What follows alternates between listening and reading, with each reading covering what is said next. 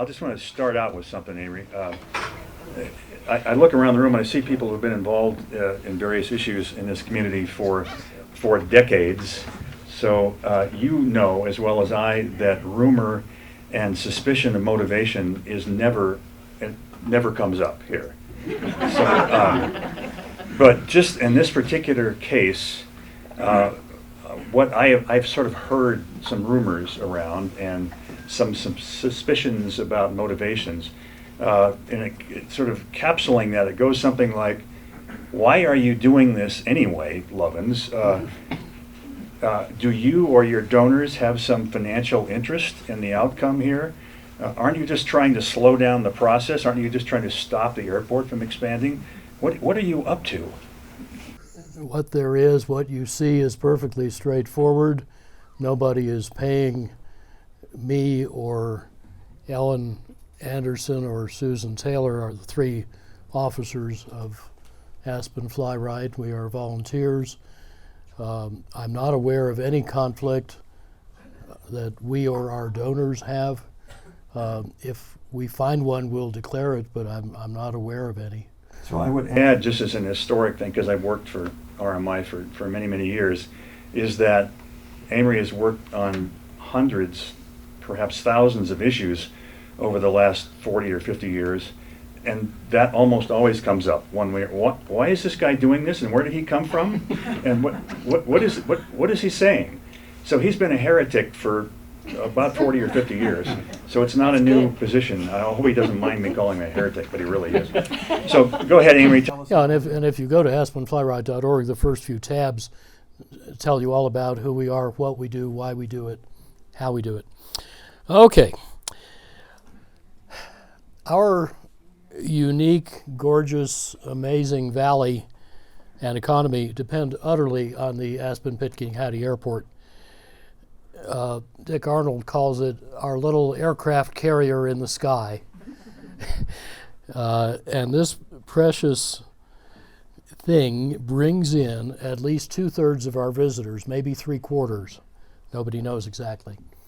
And yet it faces long-standing challenges in safety, noise, pollution, climate impact, congestion, functionality, and guest experience, all intertwined with community character, economic justice, growth, democracy.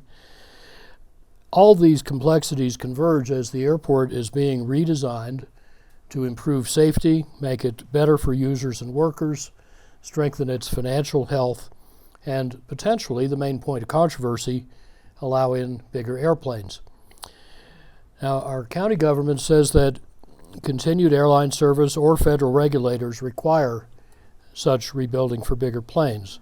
But under the federal rules that currently control airport operations, any bigger planes could then land here, even if they're dirty, noisy, and climate unfriendly. Nobody knows whether those undesirable planes would add more nuisance and impact than cleaner, quieter new planes could subtract. The balance is unknown, but happily that dilemma is unnecessary. I think it flows from missing or outdated information, and that newer and fuller information can dissolve the dilemma and help create a safer, cleaner, quieter, better airport at lower cost and lower risk. So let me explain how.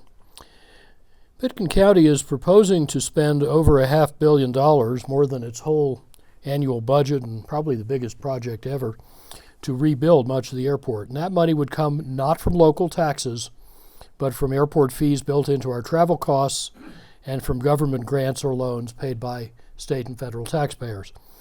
I'm going to focus here just on the probably $200+ million meant to rebuild the airside so bigger planes can land in Aspen. Now, that project faces some risks and obstacles. Whether and how much it would benefit or harm the community net is unknown and unknowable. Its federal approval and funding are uncertain. The relationship with the federal regulator, Federal Aviation Agency, seems shaky, and community support is unclear. The project's concept and design appear to rest on outdated assumptions based on centrally controlled information that we think created some information gaps and errors and urgency to move quickly. Whether or not bigger planes are a good idea, on which views diverge widely, it does seem to me that making that choice soon, probably even in this decade, seems unwise. And you're about to hear how the current timeline risks building an airport not fit for purpose, because aviation is transforming incredibly quickly. Aspen's airside decision schedule is kind of like speeding in dense fog. It's prudent to slow down until the fog clears, and as we'll see, there's no need to rush and every reason to wait. Now, these needs for sounder discourse led the three of us, Susan, Ellen, and me, to volunteer to create and run this new nonprofit called Aspen Fly Right, and it exists to help our community reframe and understand airport choices by stimulating an independent, objective, accurate, inclusive, respectful, and constructive conversation about new solutions. Our purpose is educational, scientific, and charitable. Our perspective is independent, rigorous, and non-adversarial. With no interests at stake and no connection with any other organization, we aim to offer the clear, sound, actionable information about the future of the airport mentioned earlier. Now, we are not focusing on the landside where public travelers and their vehicles move. Urgent landside needs like terminal and traffic enjoy broad consensus. They're likely to get resolved. Rather, we're focusing on the airside where airplanes move, fuel, and park. And we think that's where new information and insights can help resolve airside issues and many others more effectively than current plans could, and sooner and at lower cost. Now, on 15 December, Aspen Fly Right began to publish educational ads every week or two in the Aspen Daily News and Aspen Times, each of which is supported by a thorough and well-documented topical essay. All these materials are posted at aspenflyright.org with background documents. Our work is reviewed and advised by technical experts, including noted local pilots. It's supported by tax-deductible donations from the community. We will be declaring all that, and we declare our allies that wish to align with our work. And when asked, we are happy to help inform and improve the important work of our Board of County Commissioners, the Airport Director, the Airport Advisory Board. And now I'm going to summarize some things we've learned from the first four topics we looked at, that is safety, the fixed base operation, the existing airline fleet, and new airplanes. Our first topic is everyone's top expressed priority, aviation safety. SkyWest's highly trained and skilled commercial pilots who operate all the Aspen flights of United, American, and Delta have never had an accident that killed or injured anyone. Their perfect safety record here is vital to this community's reputation and economic vitality.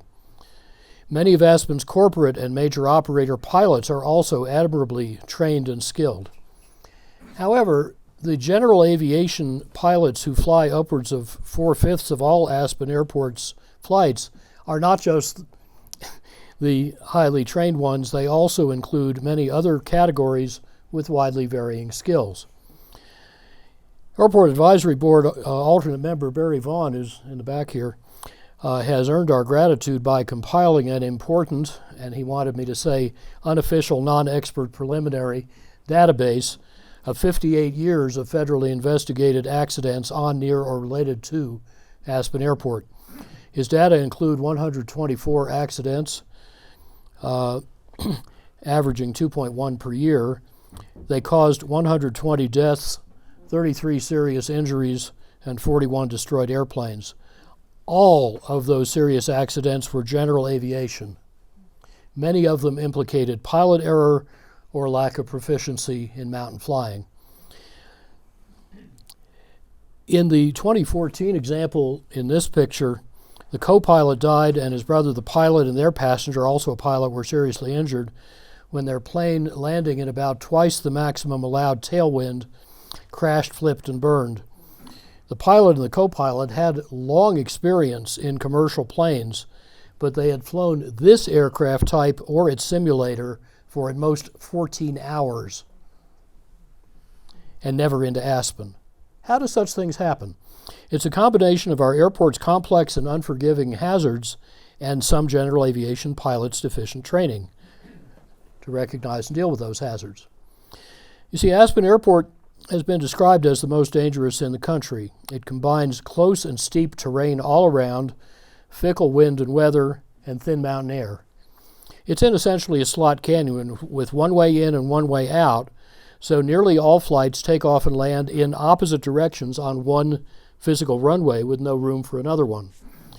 Only a few of our nation's 5,000 plus airports operate in both directions, and only Aspen does so simultaneously, avoiding collisions by an exquisite choreography that takes new air traffic controllers here a year and a half to master. And yet, general aviation pilots landing here in daylight are not required to have any Aspen-specific training, and an estimated 90% of them don't. The Federal Aviation Administration could require them to, as some mountainous European airports do, but the county hasn't yet asked. And I very much hope that Barry's promising new safety task force of local pilots under the Airport Advisory Board will succeed in enlisting general aviation trade groups in the common mission of improving private pilot safety at Aspen Airport. This isn't, by the way, only about lives and Aspen's reputation. It's also about our economy. 6 times in 6 months last year, GA pilot error ran a plane off the runway or blocked the runway, and on average, each such airport closure canceled, diverted, or seriously delayed roughly 1,000 passengers' flights. Our economy cannot afford inadequate GA pilot training that gives so many guests a bad Aspen experience. Now, our airport could safely free up more airspace, we don't know how much yet, by several methods that merit serious testing, including congestion pricing for landings and airplane parking. I think everybody agrees the airport needs a relocated, probably taller control tower so the controllers can see the whole airfield and its approaches, plus modern ground electronics matching the sophisticated avionics that are now in most airplanes. And we need to protect and support wildlife, but keep it reliably out of the airport, like the roughly 200 elk herded out of Gate 8 last November. Hitting a single elk could be very serious. Our biggest safety worry is that although this valley's great medical facilities can handle a small plane accident and might perhaps stretch to a 70-passenger plane, they would be utterly overwhelmed by the bigger planes now proposed, some with twice as many seats. Solving our airport's tough problems starts with not making them worse. As the physicians say, first do no harm. Now to our second topic. About 83% of Aspen's flights, number fluctuates, come not to the public terminal used by airlines, but to the fixed base operation, or FBO, that supports general aviation, that is, all non-airline, non-military flights. By early March, the county plans to make probably the biggest financial decision ever, what to do when the current FBO contract expires at the end of September. They've sought bids from private operators for 30-year lease and operate contracts that would renew semi-automatically forever and be hard to end, and that look in the draft more balanced than the current contract, but still seeming to favor operators. Now, the county might also have changed its mind and become willing to consider retaking ownership of the FBO, instead of leasing it out, to be run by county employees or by a contractor so the county controls pricing, policy, and data transparency. Now, why is that structural choice important? The FBO is funded by airport users, but it is currently operating as a private monopoly. It charges very high fuel prices. About 1% of its fuel revenue funds the airport through a tiny fee, just raised by half of inflation since the last rise at least 14 years ago. The FBO operators fuel sale profits may be twice the airport's budget, and each 30-year contract period might give the operator roughly $1 billion profit or more. Many other airports, often public ones like ours, have multiple competing FBOs. Federal rules require this where it's sought and feasible. Aspen has long promised competition, but seems to have quietly dropped it. And public ownership or public direction of a contract operator to charge fair and reasonable prices could also serve the public interest.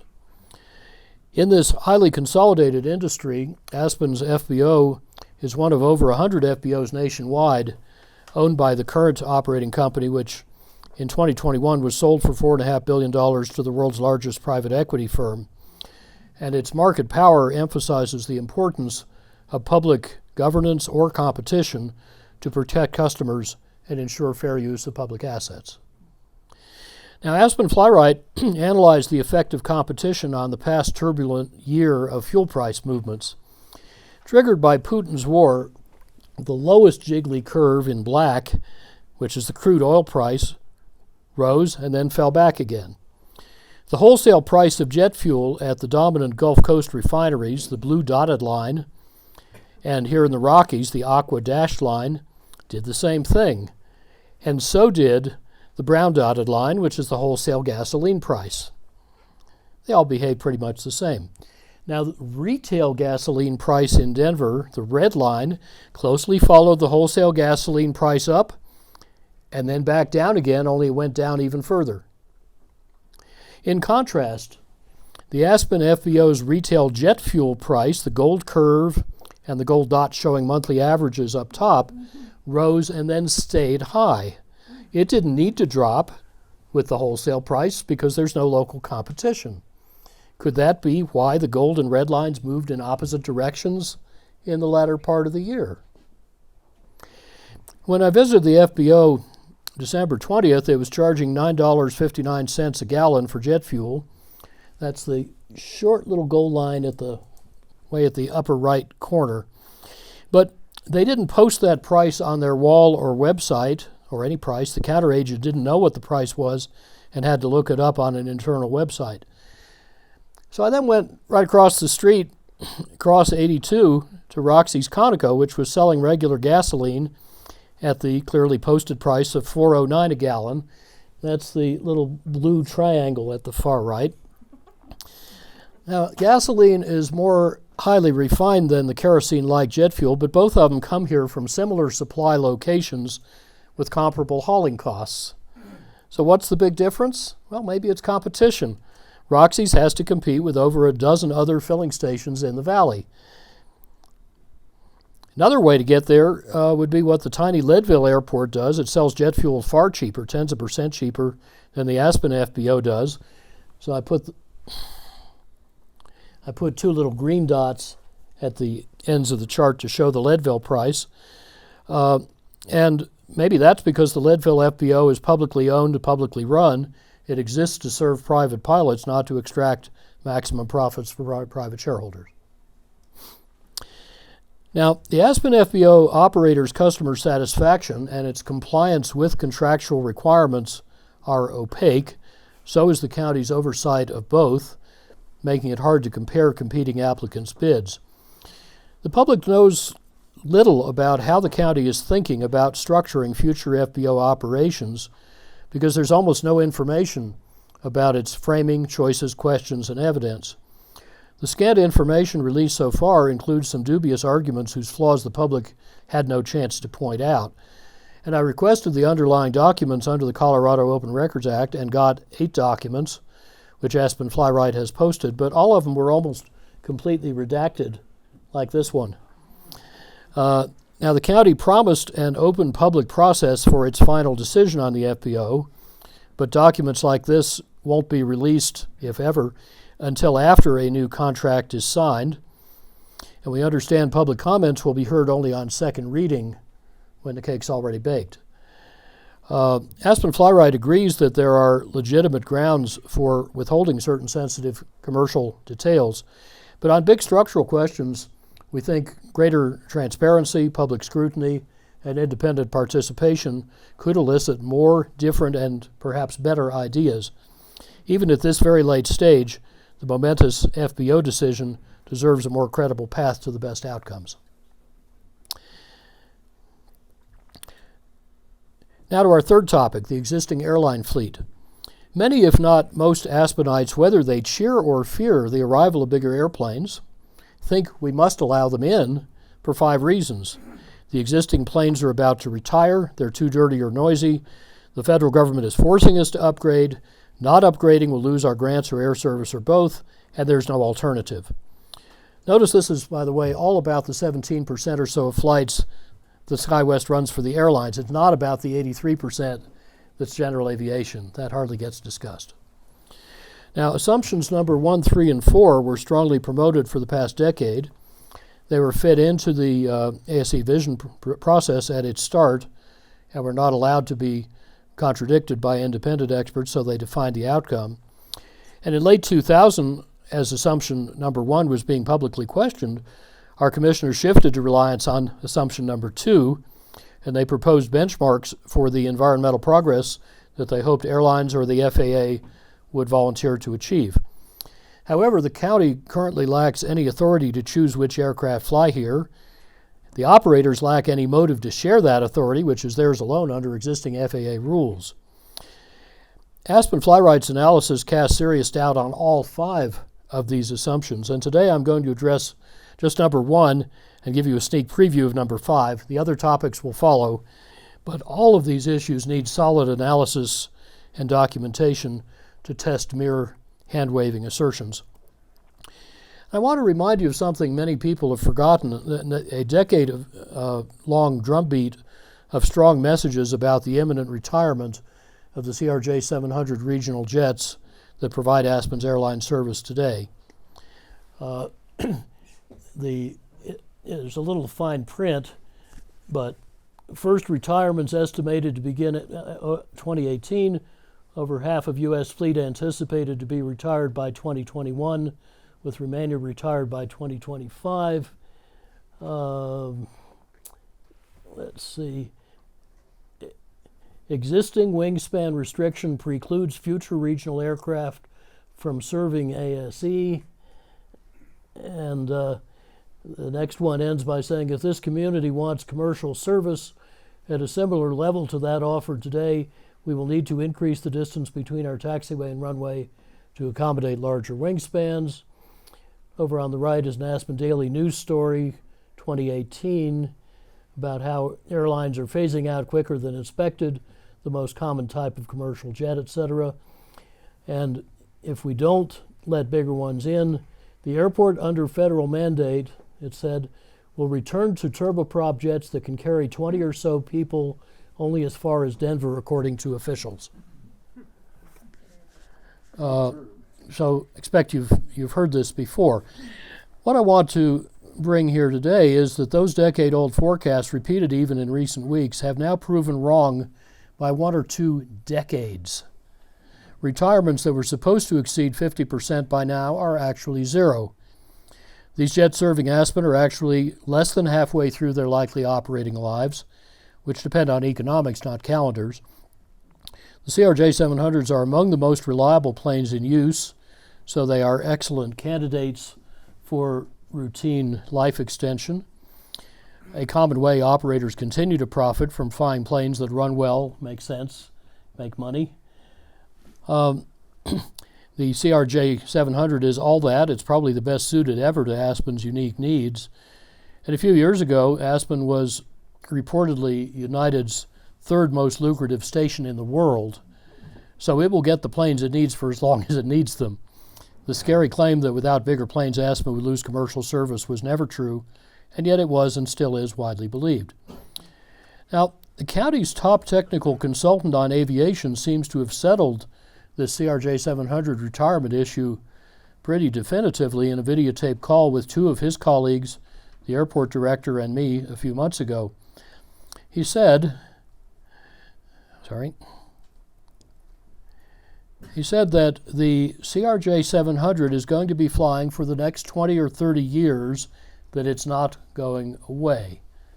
I didn't bother to paste the video there, but it exists. Now, did our commissioners and Airport Advisory Board know he said that before we published it last Thursday? I wonder. Perhaps they'd heard only the opposite view vigorously promoted for a decade by the county's airline marketing advisor.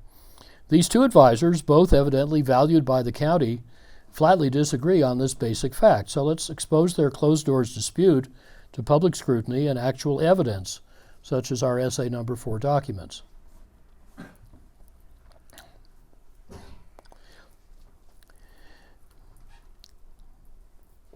Notice that another 20 or 30 years before the CRJ 700s retire means around 2042 to 2052, not the roughly 2030 that ASE Vision's final report and the Commissioner's resolution assumed. That adds more than an extra decade to figure out the airside. But Aspen also has 2 strong insurance policies in case of early CRJ 700 retirement for whatever reason. County consultants excluded both of these modern planes, both as little as 1 year old, that can safely and economically serve the current Aspen Airport whenever desired. They're called the CRJ 900 and the Dash 8 Q400 turboprop. We can return to those in discussion if you want, but you can read all the details in essay number 4. The point is that those 2 backup options give Aspen not just a dozen extra years, but several extra decades to consider airside redesign based on how the aviation system actually evolves. We don't need to commit $200-odd million now based on guessing how it might evolve. Oh, but there's more. Aviation is now evolving so quickly that all fossil-fueled airplanes could quickly get into competitive distress.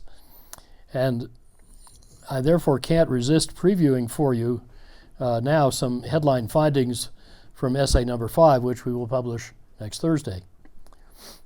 The county's consultants had assumed, I think many people had assumed, that new kinds of very clean and quiet aircraft would be small, slow, short range, and far off.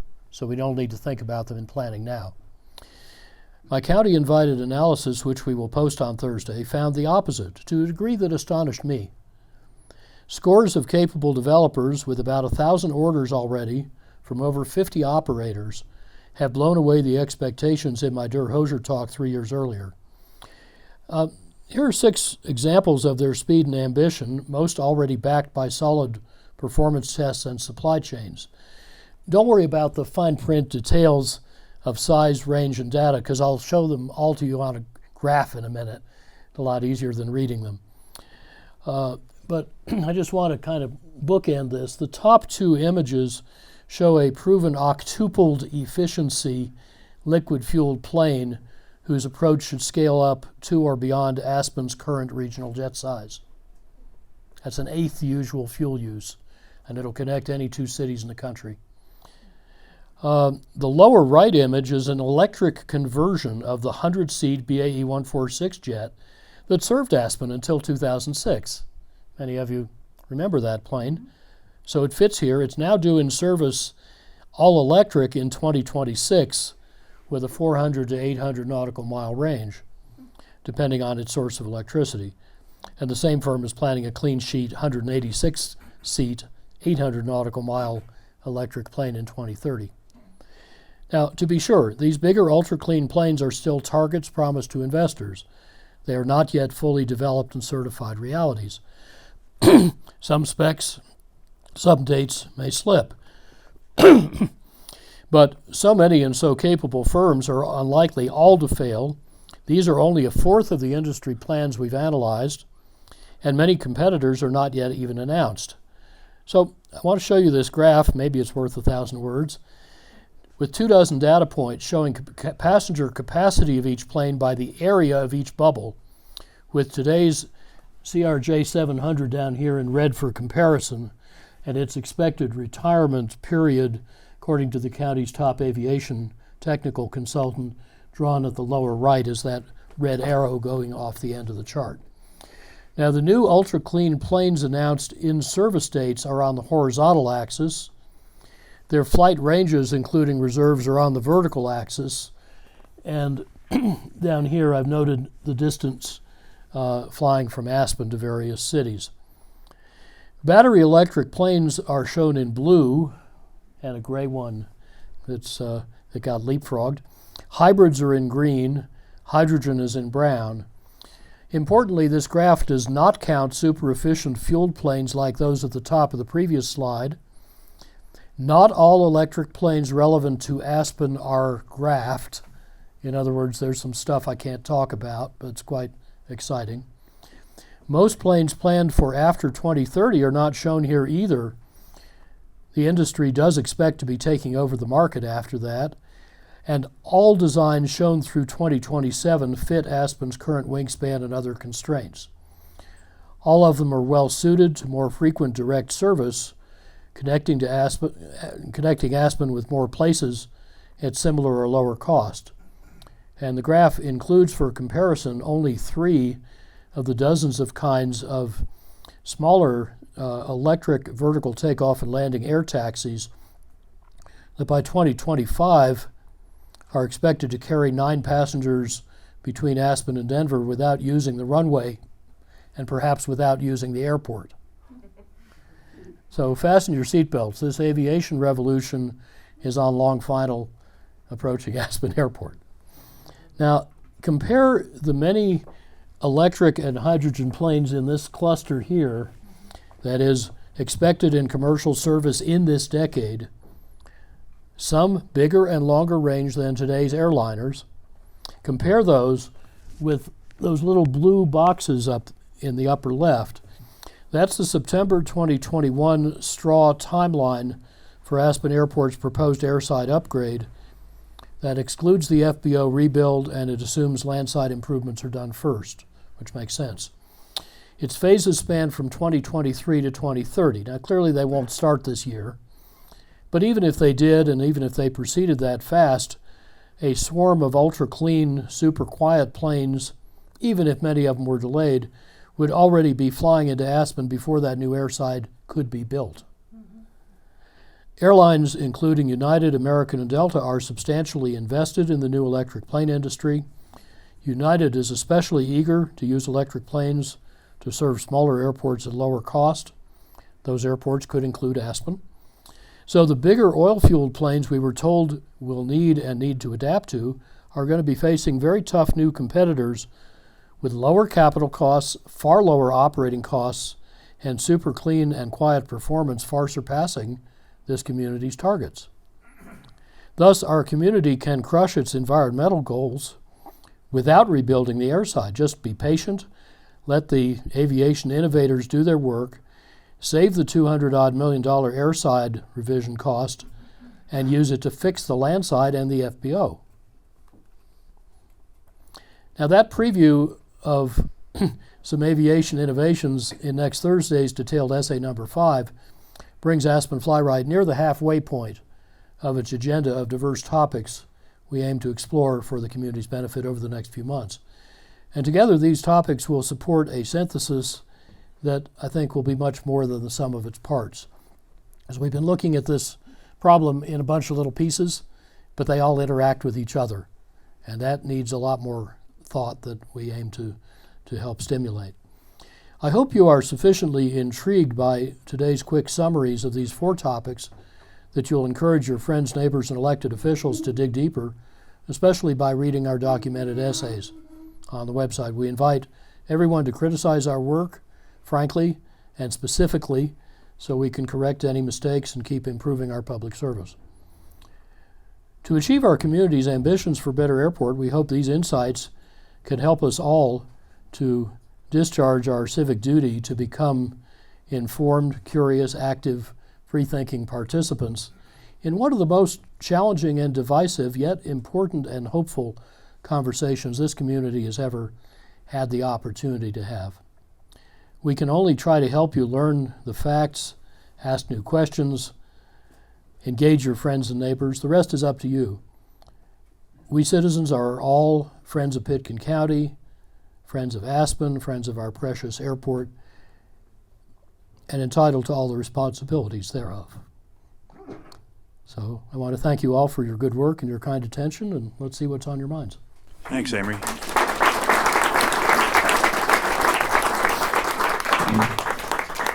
So we're going to go to your questions now, and part of what we're going to attempt to do there, because we're keeping track of this whole thing on that videotape back there, is I'm going to repeat your questions here. That's not so much because you're not speaking up, it's only because we wanted to make sure it's on that recording.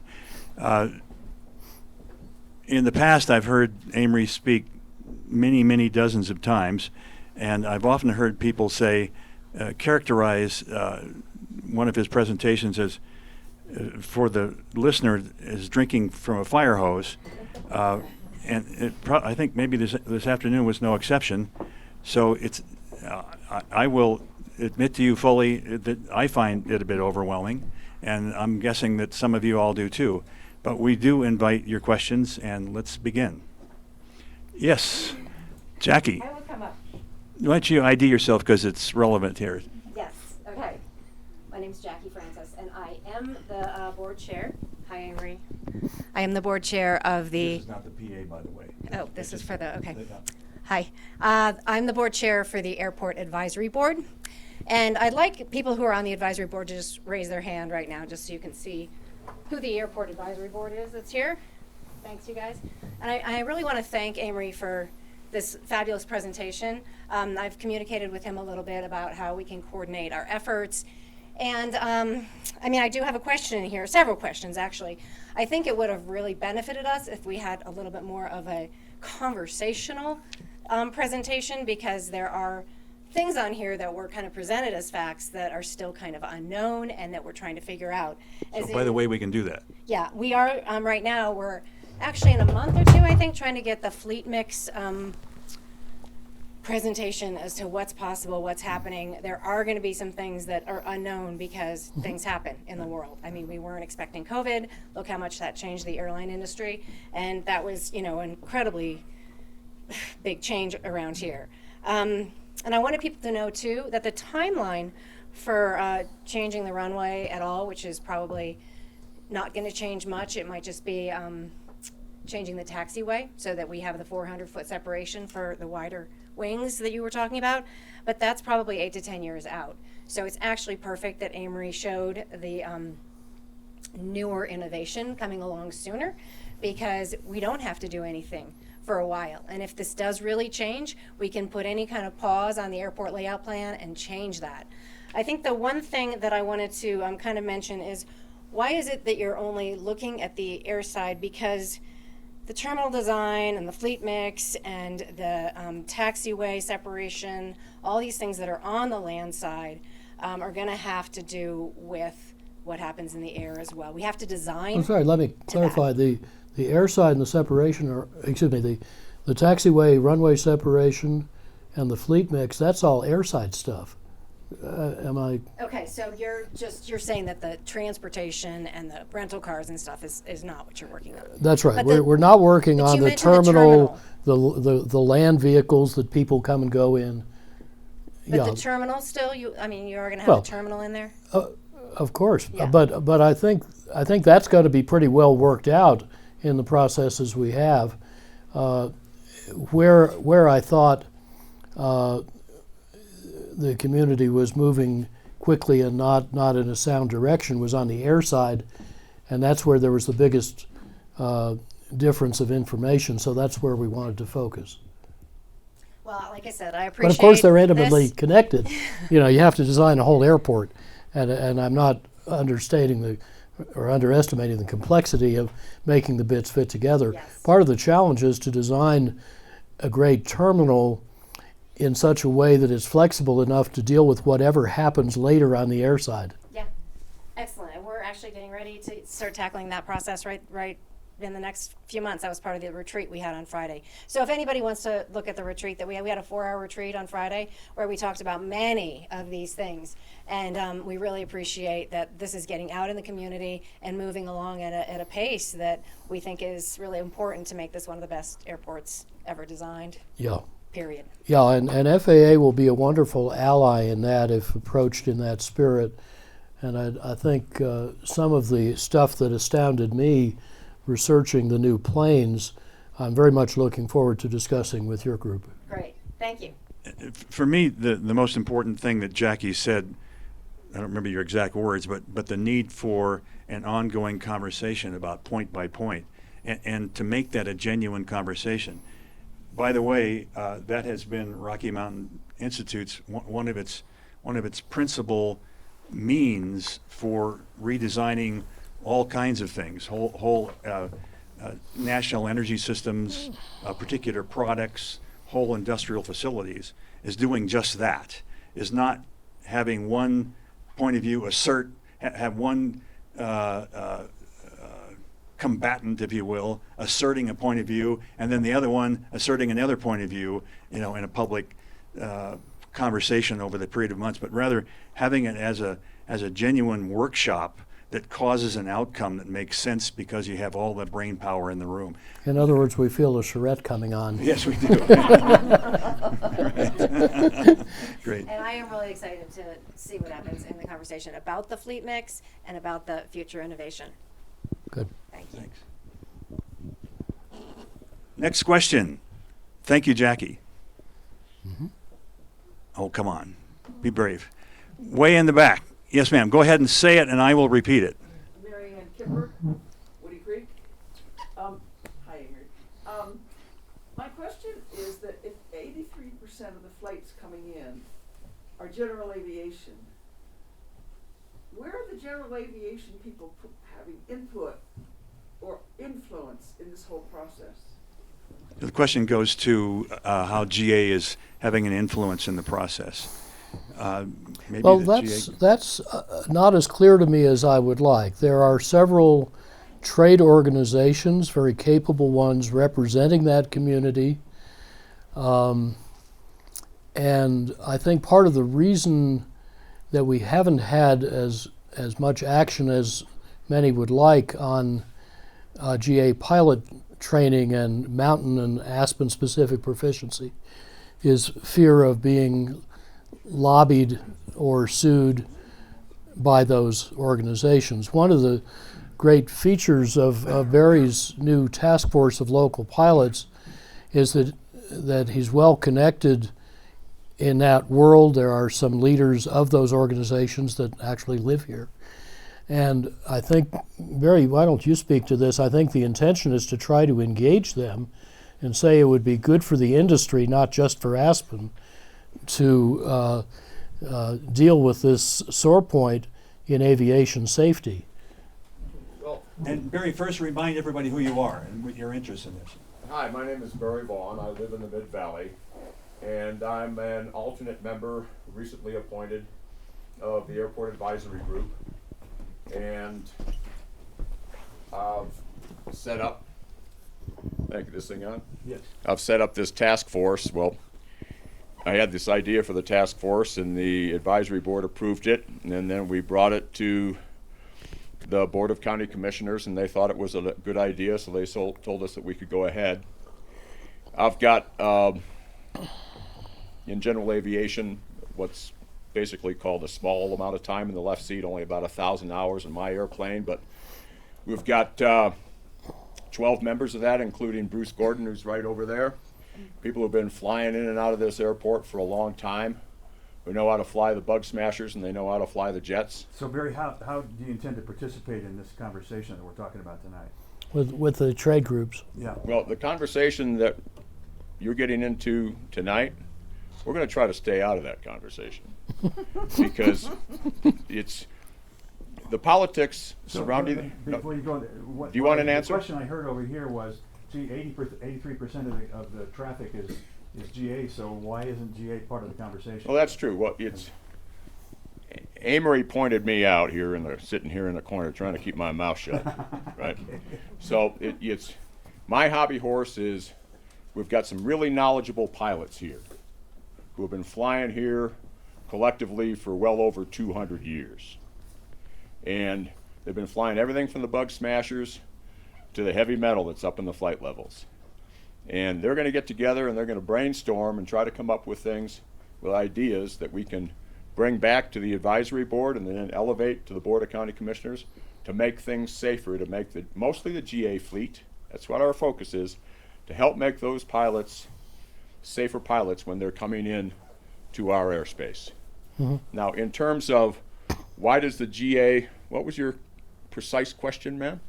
My question was that we're not hearing from the general aviation community, and they're 83% of the flights. So where do they stand on these issues?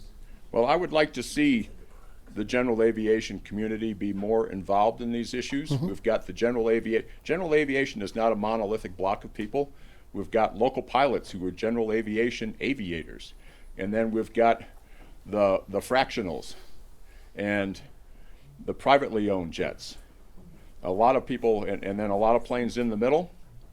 It's like Catos themselves, they're general aviation pilots, right, themselves. So it's a bit of a mystery to me too as to why we don't have more people speaking out on behalf of GA in these discussions. And I hope that that improves over time. Thank you. Bruce, did you want Bruce to comment Gordon. on that? Yeah, fundamentally, I think there's a fundamental disconnect a little bit. People are not informed enough about what's going on or what's at stake. Jackie gave a very, very eloquent appraisal of some of the work of the board of what we were doing, and we're tasked with really reaching out to the community and getting the finger on the pulse of how people feel about this. Well, when I do this, we're talking about dinosaurs like myself. We're talking about the 737 fight that we had a million years ago, and they're entrenched in that. And there's a whole new fleet mix, is a whole different way of these airplanes traveling. But we're basically talking about moving the airport from a Category 3 designation to what we have, from what we have now, which is a Category 3 with modifications. And there's the wingspan issue, which is at the heart of everything you're talking about here. Because if we go to Category 3, which is what the FAA is wanting us to do, and there's a whole bunch of questions about funding. How does the funding, pertain to even the terminal? Because the FAA is going to be doing a lot of this funding and making the terminal, a possibility for us.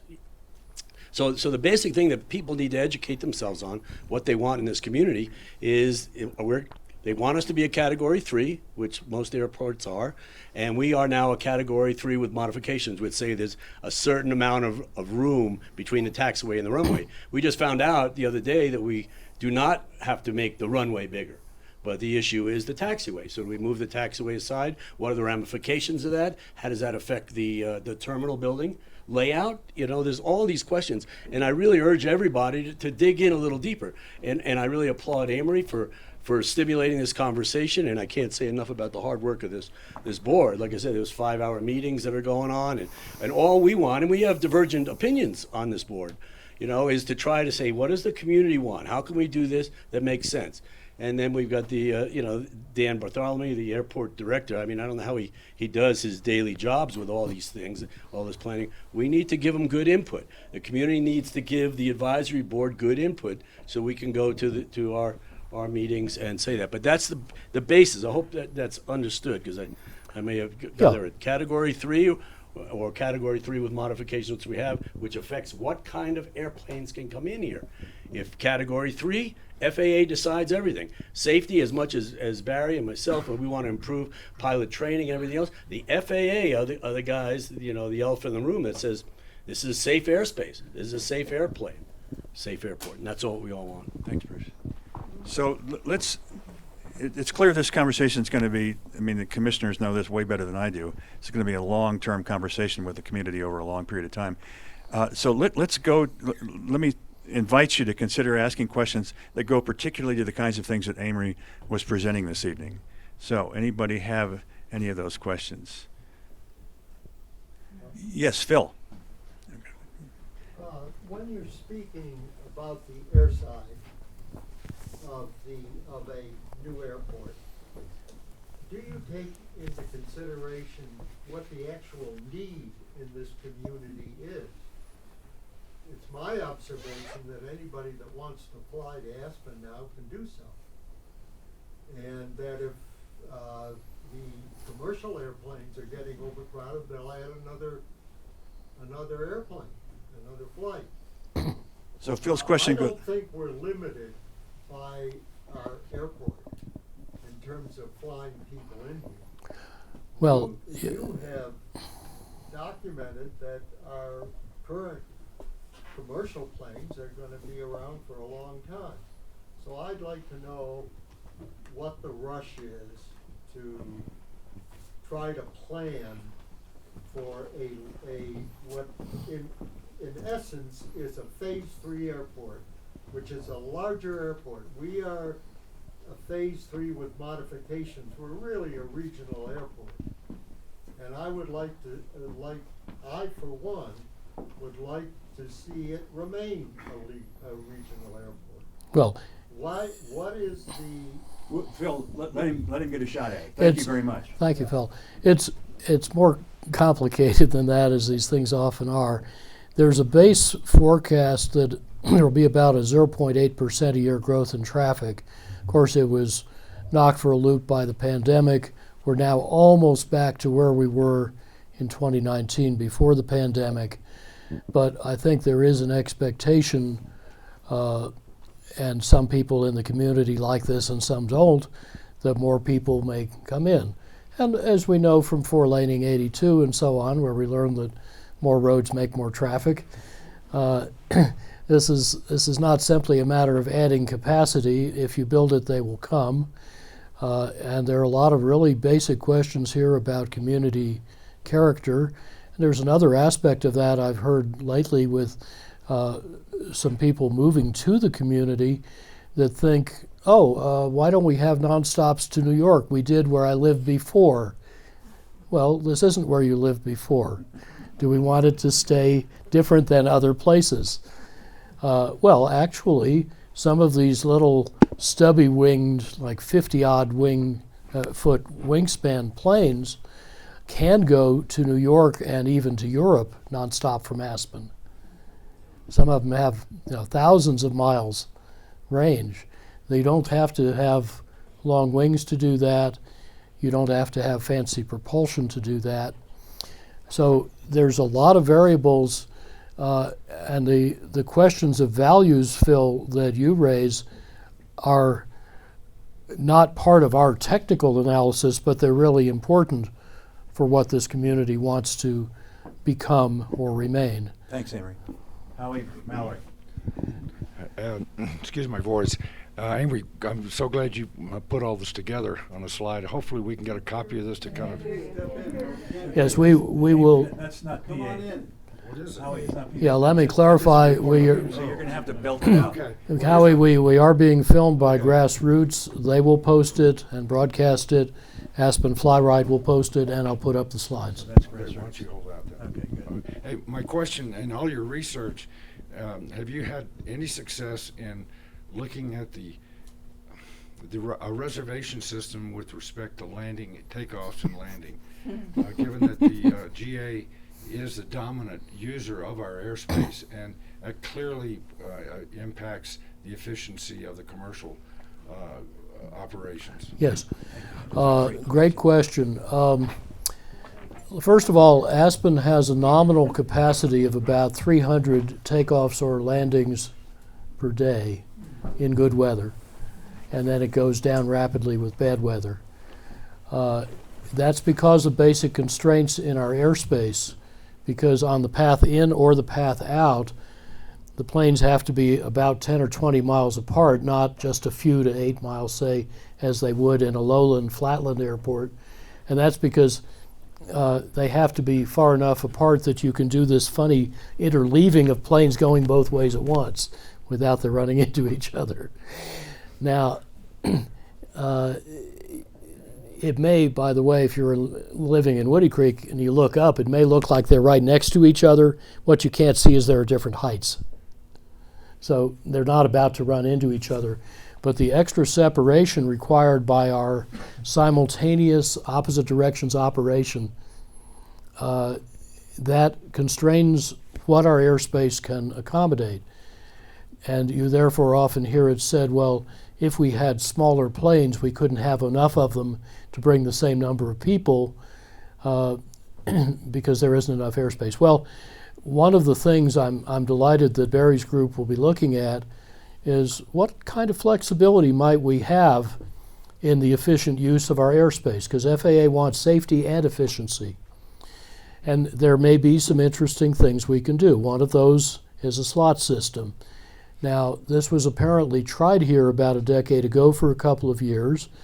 The story on it is it didn't work because there were too many uncontrollable variables like weather, so you couldn't reliably fit in the slots you thought you could, and some pilots cheated and basically tried to game the system and overbook and force themselves in without a booking. Well, we're going to look into that in Barry's group and see what... Howie's group is going to look into that. Oh, you are? Good. Excellent. Well, that's terrific. It's very important to figure out what actually happened and how can we make it different. But I can think of several ways to do congestion pricing. One is slots and bookings. Another is just your landing fee depends on how crowded it is when you land. You know, just like your turnpike toll going up real time according to the actual congestion. And you could have congestion pricing of airplane parking. It doesn't have to be just in the air. Maybe there are other things too. Now, it is true that many people who come here, especially in GA, are not very price elastic. That is, they don't much care what you charge. Well, that's another issue to be dealt with, but still, I think you're on the right track, and there are some other interesting ways we might be able to decongest the airspace a bit. Of course, whenever you do that, whenever you increase capacity, gee, is that going to fit your community goals? Are you bringing in more people than you want or different people than you want? Are you getting better or worse airplanes? This is a Rubik's Cube. So we can continue this conversation and questions, and we've got a question from Laurel over here. It's a bit tight and warm in here, so if you've got to get up and leave, go for it. Don't feel embarrassed to leave even if you're in the middle of the crowd here. Laurel. Yeah, Laurel Caddo. I'm a general aviation pilot based in Aspen. And my question is, where on the decision timeline are we related to county ownership or operation of the FBO, which is a gas station, side of the airport? And that's for Jackie or Amory or Greg or whoever might know. I'm wondering if that decision was made as a gating question before the request for proposals among FBOs. That's in the redacted documents. My understanding is that the bids responding to the current request for proposal are due 17 January, and by 6 March, the county is supposed to notify. That's been pushed back because there's been so many questions and so much interest in the FBO. So it's pushed back, and I don't know, does anybody, like, it's April something or other that they said those are going to be due now? It's pushed back about a month or so, but the You mean the January or the March is pushed back? the March is pushed back. Oh, in other words, you have to submit 17 Jan, but then the county has another month to think about And, it. and I believe that the entire timeline was pushed back a little bit. Oh. Because there's so much interest in this, and we needed more time to answer the questions and everything. Well, I was very encouraged in your 20 October meeting when, I forget if it was Rich or Dan said, they showed a new slide of this decision process, and it had a new box at the lower right corner. And they said, well, actually, we're just doing this RFP to test the market and see what kinds of offers we get, but we don't have to accept any of them. It's true that fine print says they don't have to accept any. And we may just decide to keep it and run it ourselves or hire a contractor to run it. I was immensely encouraged to hear that. I don't think it was publicly announced, but it was in your open meeting. Yeah. And that was very good news to me because earlier we'd had correspondence with the county in which they said very clearly, no, we're not going to consider anything but another long-term, probably 30-year contract for a private operator to run it as a private monopoly under a lease. Yes, and there have been some conversations as well as to do we actually make that a shorter period of time, like a 25-year lease, because of all the things that are changing in the industry. So there have been conversations like that. It is all part of the RFP process, and I believe if Greg wants to say anything, or the BOCC is definitely the ultimate decision maker on, who gets the contract or whether it goes back to, a county-run. Well, I would be thrilled So- to see a really robust, open conversation about these different models, because I think it's pretty clear from a little monopoly money graph that there's serious question about the fair and reasonable prices and perhaps provision of contracted services. To that point too, I believe that sustainable aviation fuel is also getting subsidized through those higher prices. So that's a really great slide and a big conversation as to do we want higher prices for, the big jets to be subsidizing some of the things that we're doing, or do we not? Do we want to discourage? But shouldn't that be a So transparent subsidy? It's a big conversation, which I think is really interesting. So that was one of the things that I thought would be an interesting conversation amongst us. Yeah, it would. But as far as the county running the FBO, I think that first they have to see what the bids look like coming in, and then kind of look at that and say, hey, is this something we would want to take on? Because it's a really big deal. Yeah, well, Greg or Patty, did you have anything to add to any of that? I can say a little bit.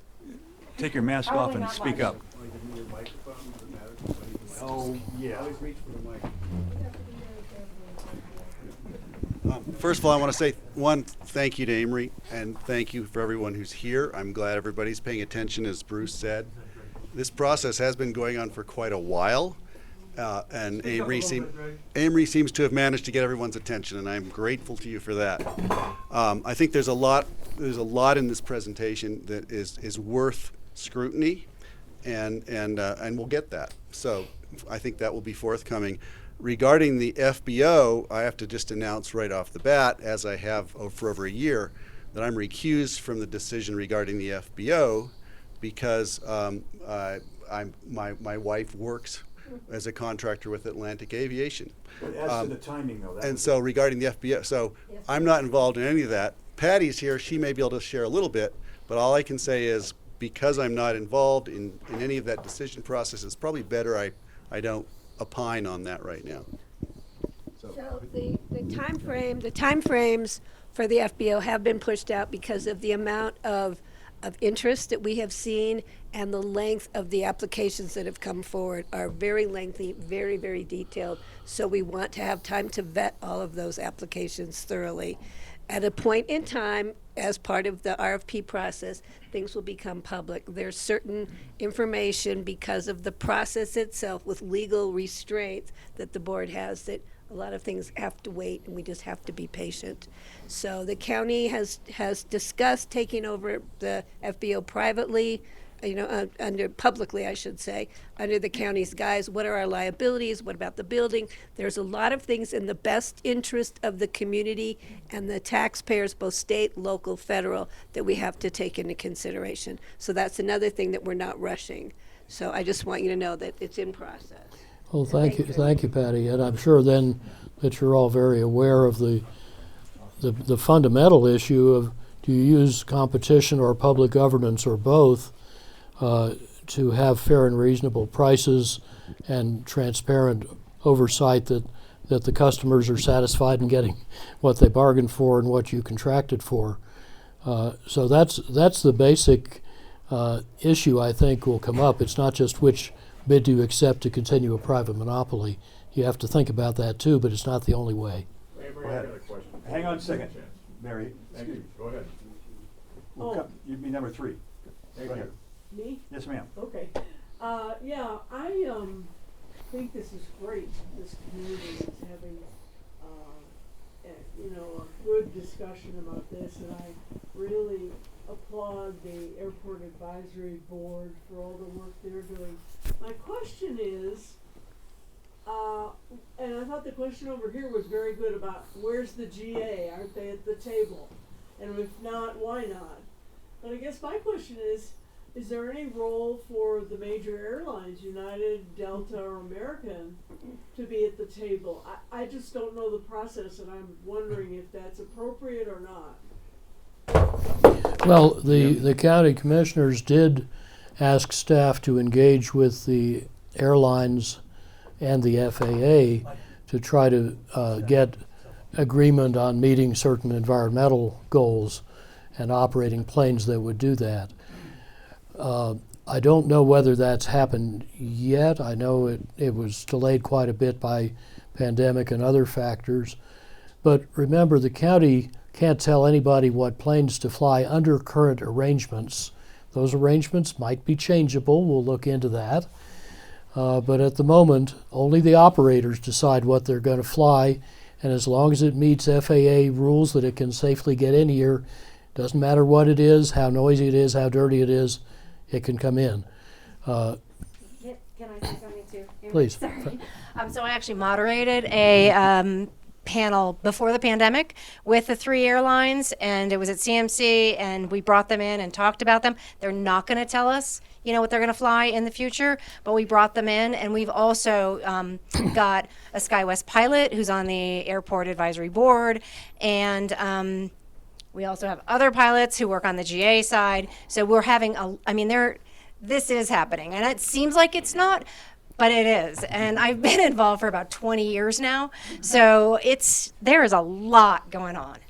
Yeah, and bear in mind that SkyWest actually provides, maintains, crews all these planes that we see United, Delta, and American livery on. They're not United airplanes. They just put their name on it. It's a SkyWest flight. Right, SkyWest. Yes, sir. Yeah. So my question is one of process. And I don't mean to impugn anything about the current process and the expertise that's brought in, because I don't know. But Amory, you bring something to this. As Greg said, it brought attention. You're seen as a neutral, a data-driven, right? That's been your whole thing. And so when it comes to, say, I just wonder about expanding your role a little bit. Like the FBO RFPs. Extremely detailed, extremely long, vetting data. It's kind of what you are trusted at. I wouldn't do that one with a barge pole, but I hope, but I'm not, and I don't envy the people that do have to deal with it. But I'm pleased and honored to help our commissioners, our airport advisory board, our airport director any way I can to do the kind of work that I think our independent view helps with. And I already had, I mentioned briefly, a 3-hour session with the airport director and the lead consultants on the airport layout plan and the fleet mix study, October 19th. And that's the brief I prepared on new airplanes that so surprised me and I think them.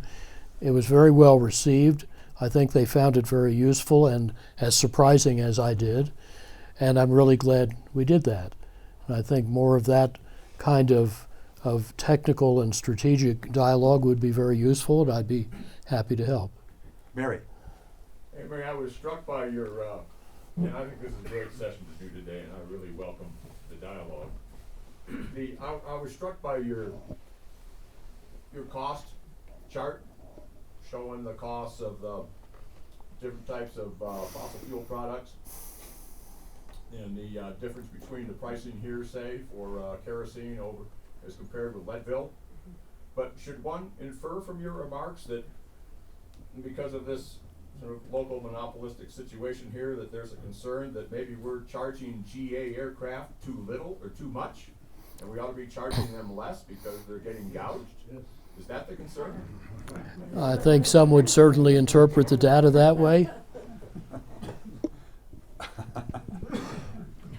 Ironic to hear Amory Lovins espousing lower gas prices. Yes, sir. Go ahead. Well, I want to follow on to that. Aren't there, from an economic standpoint, aren't there positives and negatives about having an unreasonable pricing of jet fuel? Yes. I don't think your slide implicit in it is that lower is better. But if it's unreasonably high, or what the market will bear, up at $9, which you would expect a monopolist to do. Operator have more available capital to deploy to the stuff that maybe goes to safety. So I'd like to see an expansion of the pros and cons of whether we want reasonable pricing. So what you got from Amory was a report as to facts, not what to do with those facts. Yeah. But there was an implicit statement in that slide. Implicit maybe. Go ahead, Patty. You may have heard it, but I didn't say it. Patty's a commissioner, for those of you who may not know. I'm currently chairman of the Board of County Commissioners. Tomorrow I get sworn into my 6th term in office. Yay. Around. I'm Jackie Francis blames her involvement on the ABF Got a hard stop at 6. Just so everybody knows, one of the problems we have with the contract with the current You let the thing run? FBO You is say that one go? of our commissioners says we've been getting hosed for I too long. actually invited that. We have not been able to negotiate that contract so that the county is getting more of the profit that the FBO operator is getting. So that is a big thing we're gonna be looking at. Where is there a better balance? Not whether or not we charge more for fuel, but do we get a better percentage of those fuel revenues back to the county? And there is a gross receipts percentage being discussed in the draft contract that was not there before, and in a indirect way, it acts as profit sharing. And keep in mind that that contract was negotiated 30 years ago. So that's a big thing, just so everybody knows.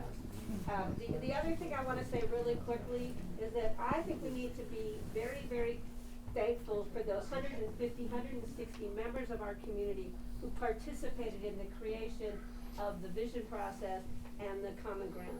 It's not perfect. Times change rapidly with technology. We have a lot more things to think about. The problem right now that the county is in is we have an airport layout plan, an ALP, that we have to have revised. We have to have it approved again by the federal government, and we cannot really move forward on anything, including funding. We have opportunities right now that we think may provide funding for the terminal, which we think is a critical first step. For the tower, we're looking at funding for that. So there are things we need to move forward on. So we're not rushing, and I will be speaking for myself, not the rest of my board, on what we're gonna do with the runway at this point. But there's other things we need to move forward. We need a new terminal yesterday, not 10 years from now, and we need to get moving. But there's things we have to do, such as a revised airport layout plan in order to move forward. Just And that's in process. and let me just reinforce, Patty, the urgency of fixing the terminal. You may know that it's had a couple of water floods last year. Part of the reason for that is that the apron from where the planes are slopes down into the terminal. You know, no contractor would do that on your house. But bear in mind that means if there's a ground collision outside, fuel could run down into the terminal. It doesn't meet basic life safety code. We need to fix this. And there's a lot of competition people should know for this money that's available from the federal government for terminal rebuilds.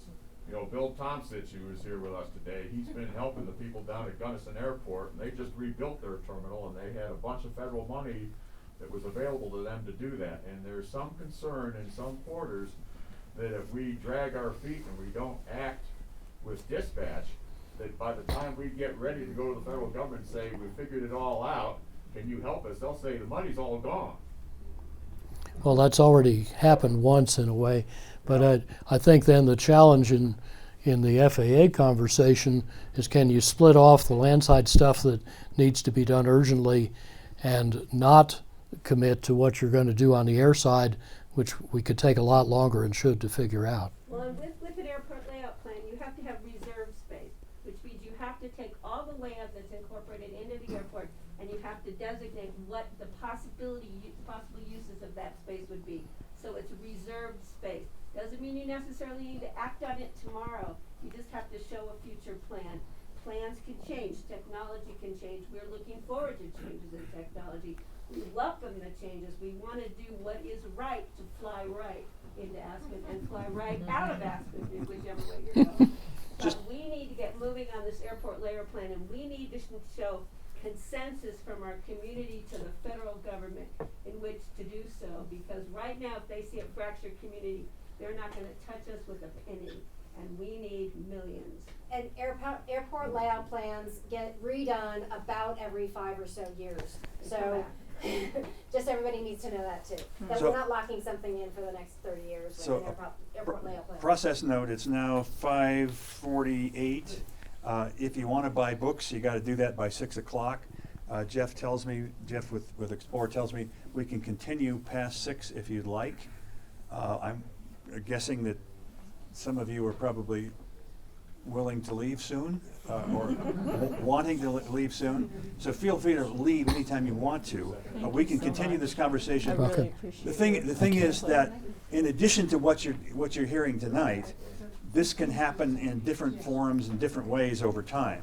So this is not the end of the conversation by any way. It's just one point in the longer conversation. And the Board of County Commissioners looks forward to that. Yeah. Please know. Thank you, We are Patty. unanimous on that point. I got to tell you, having been a county commissioner in the middle of the last century, I can tell you that when you hear about what they're doing through rumor and reading bits and pieces in the newspaper, you think, what are these guys doing? Now, I've had the occasion, however, I'm on one of the county boards, and so I'm spending a lot of time watching them work, and they're a lot smarter than you might think. I just want you to notice that. I know, it's 20 years, I don't know. That's right. Okay, any last questions? Comments? Thank you all for coming, we appreciate it. Thank you, Emery. I think we're done. Thank you. Thank you all.